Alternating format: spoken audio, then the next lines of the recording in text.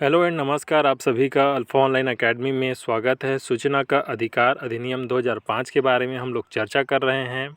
सूचना का अधिकार क्या है? तो किसी भी सरकारी कार्यालय या संस्था से सामान्य जन को जानकारी प्राप्त करने का अधिकार सूचना का अधिकार है। वर्ष 1923 में भारत की आज़ादी के पहले अंग्रेज़ों द्वारा शासकीय गोपनीयता अधिनियम पारित किया गया था, जिसके माध्यम से आपका जो कुछ ज़रूरी सूचनाएं जो रहती थी वह आपका शासन के द्वारा दबा दी जाती थी। वर्ष 1948 में आपका संयुक्त राष्ट्र महासभा द्वारा universal declaration of human rights को आम जन नागरिकों के लिए सूचना अधिकार प्राप्ति का एक रास्ते के रूप में अपनाया गया। वर्ष 1950 में जब 26 जनवरी 1950 को भारत में आपका संविधान लागू हुआ था, उस दिन भी शासकीय गोपनीयता अधिनियम 1923 में कोई संशोधन नहीं किया गया था और यह अधिनियम जारी रहा। और इस अधिनियम के प्रावधानों के तहत सरकार द्वारा जो कुछ चीज़ें थी उन्हें छिपाकर रखी जाती थी। वर्ष 2005 में पारदर्शिता बनाए रखने के लिए सूचना का अधिकार अधिनियम 2005 सरकार द्वारा पारित कराया गया।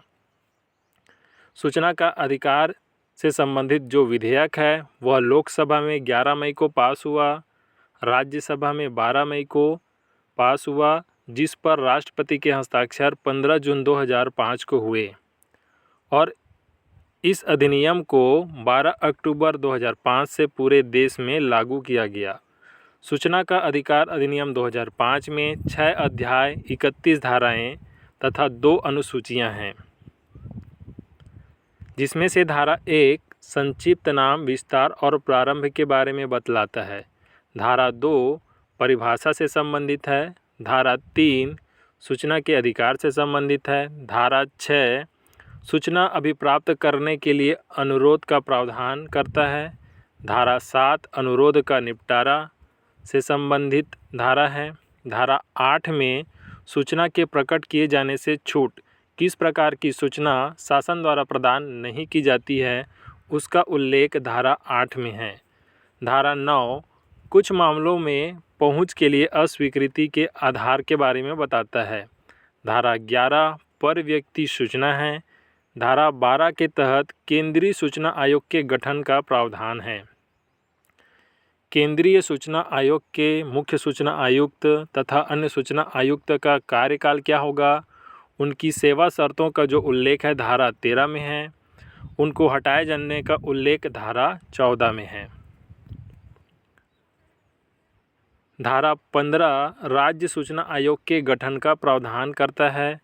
राज्य स्तर पर मुख्य सूचना आयुक्त तथा अन्य सूचना आयुक्त के कार्यकाल एवं सेवा शर्तों का उल्लेख धारा 16 में मिलता है। इसी प्रकार से उनको हटाए जाने का जो उल्लेख है राज्य स्तर पर मुख्य सूचना आयुक्त तथा अन्य सूचना आयुक्त, उसका उल्लेख धारा 17 में मिलता है।